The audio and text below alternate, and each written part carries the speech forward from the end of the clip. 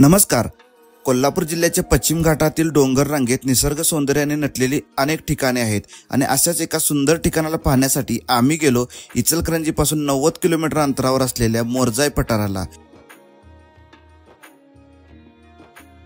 पहाटे 5 वाजता आम्ही इचलकरंजीमधून निघालो. कोल्हापूर मार्गे आम्ही गगनबावडा येथे पोहोचलो. सकाळचा नाश्ता केला आणि आम्ही जाऊन पोहोचलो गगनबावडा तालुक्यातील बोरबेट येथील मोरजाई पठाराकडे.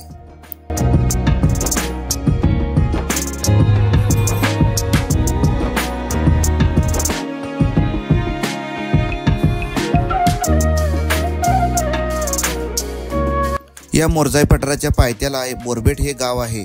साधारण गगनबावडा ते बोरबेट हे अंतर 6 ते 7 किलोमीटरचे आहे. या मोरजाई पठाराकडे जाण्यासाठी तुम्हाला बोरबेट या गावामध्ये जावे लागते आणि या बोरबेट गावामधून साधारण 2 रस्ते आहेत. एक रस्ता आहे तो पायऱ्यांचा आहे आणि दुसरा रस्ता आहे तो ऑफ रोड आहे, म्हणजे कच्चा रस्ता आहे, जिकडून तुम्ही 4 व्हीलर किंवा 2 व्हीलर घेऊन जाऊ शकता. परंतु पावसाळ्यामध्ये 4 व्हीलर आणि 2 व्हीलर घेऊन जाणे खूप रिस्की आहे, कारण इकडे प्रॉपर रोड नाही. जर तुम्ही उन्हाळ्यात 4x4 किंवा बाईक घेऊन जाणार असाल तर तुम्ही या पठाराच्या वरच्या भागात जाऊन पोहोचू शकता.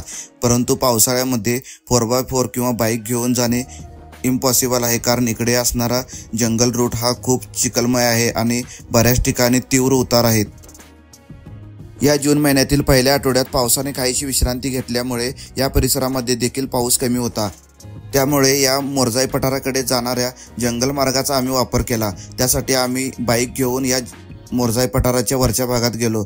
जातेवेळी खूप त्रास झाला, कारण बरेच मोठमोठे दगड आणि ऑफ रोड होते आणि तीव्र उतार, यामुळे गाडी चालवताना खूप रिस्की आहे.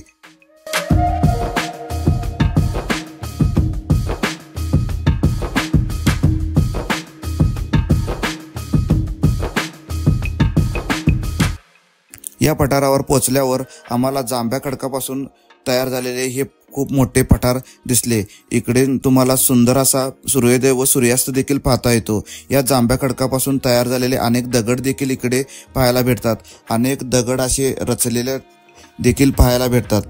या मोरजाई पठाराच्या पश्चिम भागातून तुम्हाला लखमापूर डॅम देखील पाहता येतो. तसेच सह्याद्रीतील एव्हरग्रीन फॉरेस्ट देखील पाहता येतं. पावसाळ्यामध्ये या पठारावर खूप दाट धुके असते. इतके धुके असते की बऱ्याच वेळेला आपल्या समोरील माणूस देखील पाहता येणार नाही, कारण पश्चिम भागातून येणारे मान्सूनचे वारे व पाऊस हा खूप या परिसरामध्ये असतो.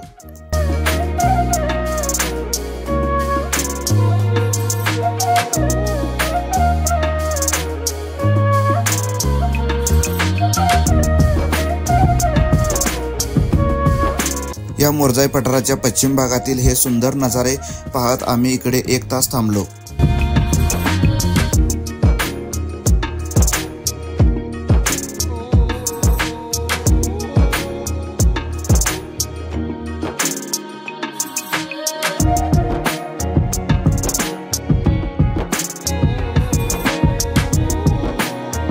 त्यानंतर आम्ही या पठारावर असलेल्या मोरजाई देवीच्या मंदिराकडे गेलो.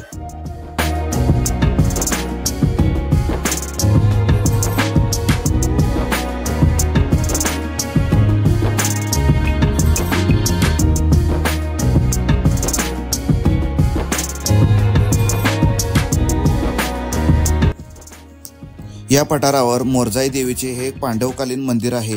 हे मंदिर एका चिराच्या दगडातील गुहेत असून गुहेच्या समोर एक कमान देखील लागते.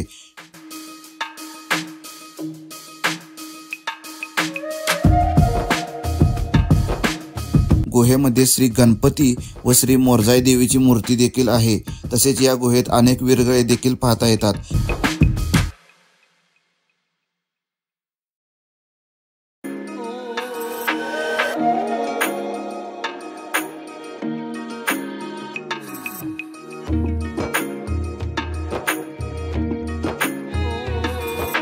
मंदिराच्या भागात अनेक दीपमाळा देखील असून या पठारावर 3 गुहा आहेत. मोरजाई देवीची मूर्ती ही चतुर्भुज आहे. या मूर्तीची उंची साधारण 3 ते 3.5 फुटाची आहे. रथ सप्तमी दिवशी या देवीचा मोठा उत्सव असतो.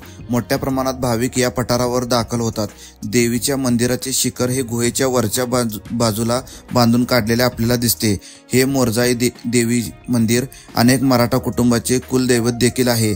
या पठारावरून अनेक दुर्मिळ वनस्पती देखील पाहायला भेटतात। अनेक वैद्य या ठिकाणाला आजही भेट देतात, त्यामुळे या मोरजाई देवीला आरोग्य देवता देखील म्हणतात। या पठारावर तुमजाई व वाघजाई देवीचे स्थान देखील आपल्याला पाहायला मिळते, त्यामुळे या पठारावर 3 देवतांचे त्रिकूट आपल्याला पाहायला मिळते। या पठारावर पावसाळ्यानंतर म्हणजे सप्टेंबर-ऑक्टोबर महिन्यात विविध रंगबिरंगी जंगली फुलांचे इकडे नजारे पाहायला भेटतात। हे मोरजाई पठार कोल्हापूर जिल्ह्याच्या पश्चिम भागात असून या पठाराचे नाव हे मोरजाई देवीच्या मंदिरावरून पडलेले आहे।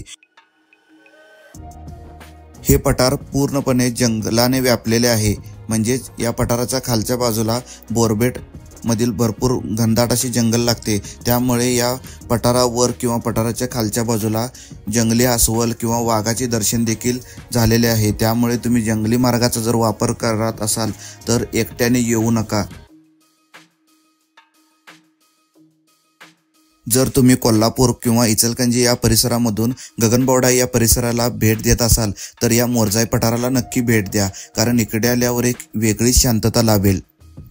तर कोल्हापूर जिल्ह्यातील अशाच नवनवीन ठिकाणाबद्दल जाणून घेण्यासाठी माझ्या या यूट्यूब चॅनलला आजच सबस्क्राईब करा आणि हा व्हिडिओ तुमच्या मित्रपरिवारामध्ये शेअर करा, जेणेकरून जेव्हा तुम्ही गगनबावडा किंवा कोल्हापूर जिल्ह्याच्या पश्चिम भागात भेट द्याल त्यावेळेला अशा सुंदर ठिकाणाला किंवा या मोरजाई पठाराला तुम्हाला भेट देता येईल। धन्यवाद।